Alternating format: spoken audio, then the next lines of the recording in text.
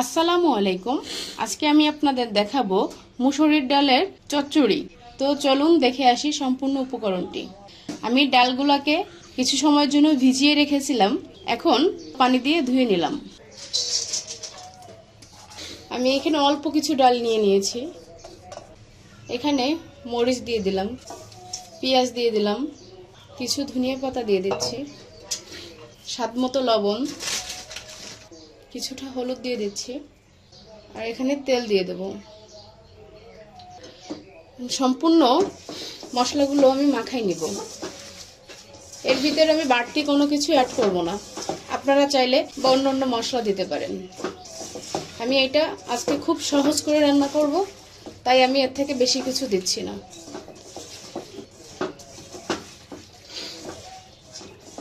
এটা হাত দিয়ে যত মাখায় নেবেন, এই ডাল ভাজিটা খেতে খুব মজা হয়। আমি এখানে পরিমাপ মতো একটু পানি দিয়ে নিচ্ছি। এখানে আমি চুলাটি ওপেন করে ডালটি বসায় দিয়েছি। 10 থেকে 15 মিনিট আমার এই ডাল চচ্চড়িটি হতে লাগবে। তো ফাইনালি আমাদের ডাল চচ্চড়ি হয়ে গেছে, দেখেন একদম ডাল গলে গেছে।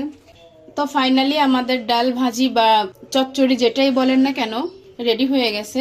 মাত্র 10 থেকে 15 মিনিট লাগে এটা তৈরি করতে। গরম ভাতের সাথে বা পরোটা বা রুটির সাথে এটা অনেক মজা লাগে খেতে। এখানে আমি বেশি কিছু ব্যবহার করিনি, মাত্র কাঁচামরিচ, পেঁয়াজ আর ধনিয়া পাতা। তো সবাই ভালো থাকবেন, সুস্থ থাকবেন। আসসালামু আলাইকুম।